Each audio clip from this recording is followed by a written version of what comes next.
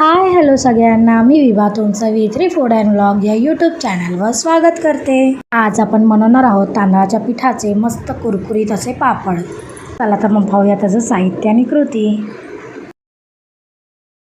तांदळाचे पापड बनवण्यासाठी इथे आपण तांदळाचं पीठ घेतलेलं आहे 2 वाटी, त्यानंतर तेल घेतलेलं आहे, चिली फ्लेक्स, पापड खार, जिरं आणि चवीसाठी मीठ घेतलेलं आहे।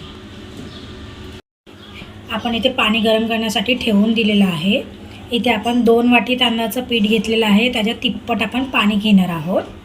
तर आता आपण पाणी उकळायला द्यायचं नाही आहे, त्यात आपण तांदळाचं पीठ टाकून घेऊया आणि चांगलं मिक्स करून घेऊया। त्याच्या गाठी वगैरे आपण सगळ्या सोडून घेऊया।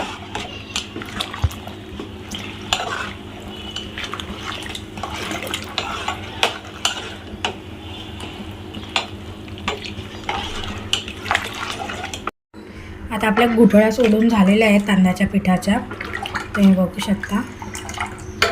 आता आपण त्यामध्ये चिली फ्लेक्स टाकून घेऊया,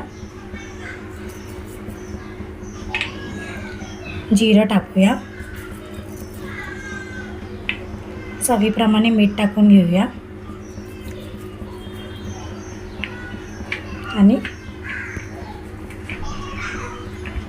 पापड खार टाकूया आणि ते आपण चांगलं मिश्रण मिक्स करून घेऊया। हे आपण मीडियम फ्लेमवरच करायचं आहे।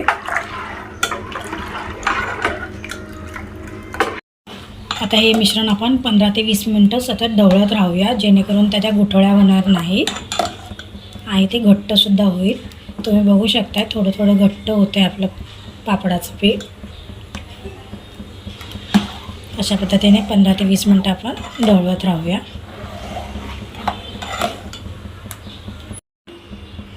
अशा पद्धतीने आपण तांदळाचं पीठ पाण्यामध्ये ढवळून घेतल्यामुळे तांदळाचं पीठसुद्धा आपलं चांगलं शिजलं जातं, त्यामुळे आपल्याला पीठ वाफवण्याची वगैरे गरज पडत नाही। तुम्ही बघू शकता पीठ आपलं चांगलं घट्ट होत जातं आहे।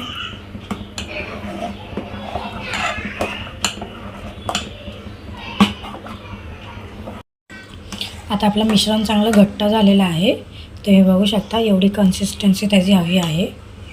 आता आपण गॅस बंद करून घेऊया आणि हे 5 ते 10 मिनिटं असं थोडंसं थंड करण्यासाठी ठेवून देऊया। आता आपण यामध्ये थोडंसं तेल टाकून घेऊया आणि मिश्रण चांगलं मिक्स करूया पुन्हा।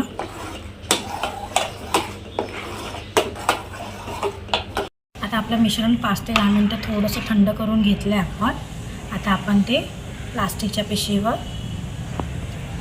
टाकून घेऊया। असं थोडं थोडं घेऊन आपण असं पसरवूया।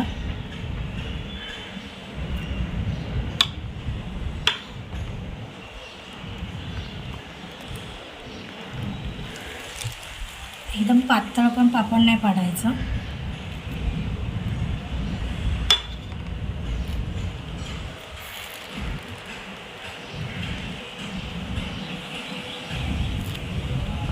अशा पद्धतीने आपण बाकीचे सगळे पापड पाडून घेऊया।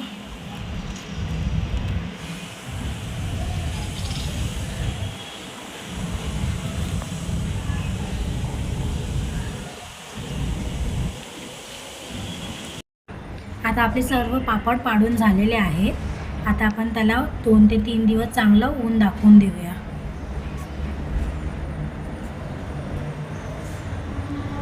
आता आपले पापड चांगले उन्हामध्ये कडक झालेले आहेत, तुम्ही बघू शकता।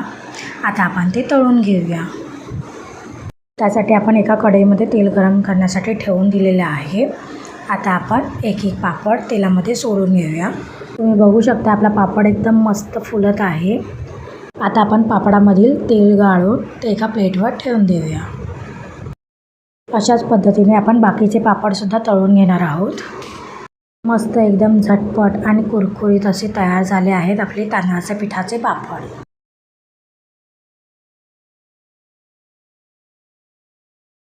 अशा प्रकारे तयार झाले आहेत आपले मस्त कुरकुरीत असे तांदळाच्या पिठाचे पापड। तुम्ही पण घरी नक्की ट्राय करून बघा आणि मला कमेंट करून सांगा। थँक्यू।